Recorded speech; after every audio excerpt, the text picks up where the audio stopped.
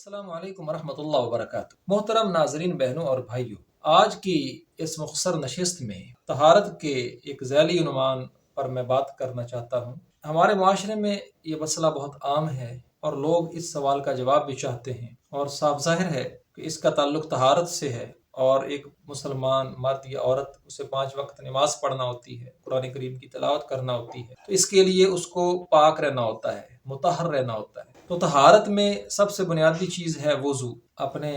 جسم کو، اپنے کپڑوں کو پاک صاف رکھنا، کہ انسان کا جسم اور کپڑے پیشاب وغیرہ سے پاک ہوں، کیونکہ اس کے اوپر بڑی وعید ہے۔ لیکن اللہ تبارک و تعالیٰ نے اپنے پیارے حبیب حضرت محمد صلی اللہ علیہ وآلہ وسلم کے ذریعے سے امت پر بڑی آسانیاں کی ہیں، اور وہ مسئلہ کیا ہے؟ وہ یہ ہے، اکثر ایسا ہوتا ہے کوئی بچہ یا بچی ماں باپ نے یا بہن بھائیوں میں سے کسی نے یا عزیز و اقارب میں سے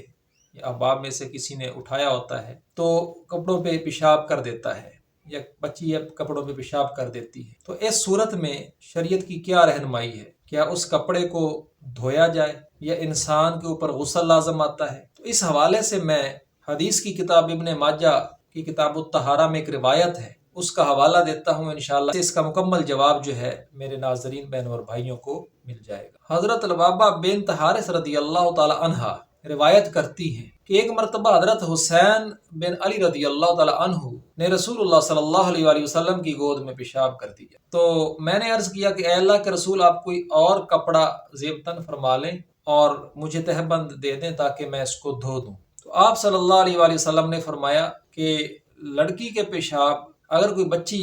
پیشاب کر دے تو اس کو دھویا جاتا ہے، اگر کوئی بچہ پیشاب کر دے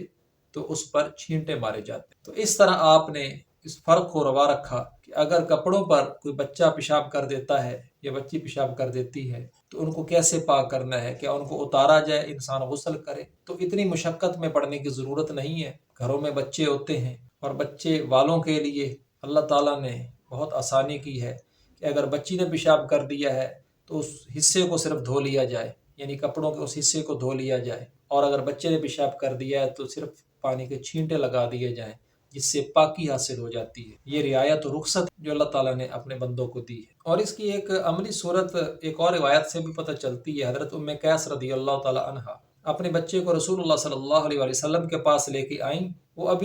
وہ بچہ شیر خوار تھا، ابھی کھانا نہیں کھاتا تھا، تو آپ کی گود میں اس نے پیشاب کر دیا، تو آپ صلی اللہ علیہ وآلہ وسلم نے پانی منگوایا اور اس حصے پر کپڑوں کے چھینٹے ڈالے اور ان کو دھویا نہیں۔ تو معزز ناظرین بہن اور بھائیوں، معلوم یہ ہوا کہ ایک بچہ جو شیر خوار ہوتا ہے، یعنی ابھی 2 سال اس کی عمر مکمل نہیں ہوتی، دودھ پینے کی عمر ہوتی ہے، اگر بچہ ہے پیشاب کر دیتا ہے تو کپڑوں کے اس حصے پر صرف پانی کے چھینٹے لگا لیے جائیں، اور اگر بچی پیشاب کر دیتی ہے تو اتنے حصے کو کپڑوں کو دھو لیا جائے، کیونکہ ایک شیر خوار بچے یا بچی کا کپڑوں پہ پیشاب کر دینا اس کا حکم اور ہے، اور کوئی آدمی جو شیر خوار نہیں ہے، اس سے بڑا بچہ ہے، کوئی بالغ بچہ ہے، کوئی مرد ہے، کوئی عورت ہے، اپنے کپڑوں پہ اپنے پیشاب کے چھینٹے پڑ جانا، یہ ایک دوسری بات ہے، اور اس کی بڑی وعید ہے، جس کا ذکر ایک روایت میں ہے کہ رسول اللہ صلی اللہ علیہ وسلم 2 قبروں پر سے گزرے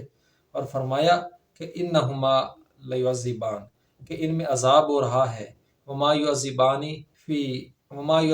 فی کبیر، اور کسی بڑی بات پہ عذاب نہیں ہو رہا، وانہ لکبیر، اگرچہ یہ بہت بڑی بات ہے، لوگ اس کو چھوٹا سمجھتے ہیں۔ اما احدہما فکان یمشی بنمیمہ، ان میں سے ایک وہ ہے کہ جو چغل خور تھا، وہ دوسرے لوگوں کے عیبوں کو لے کے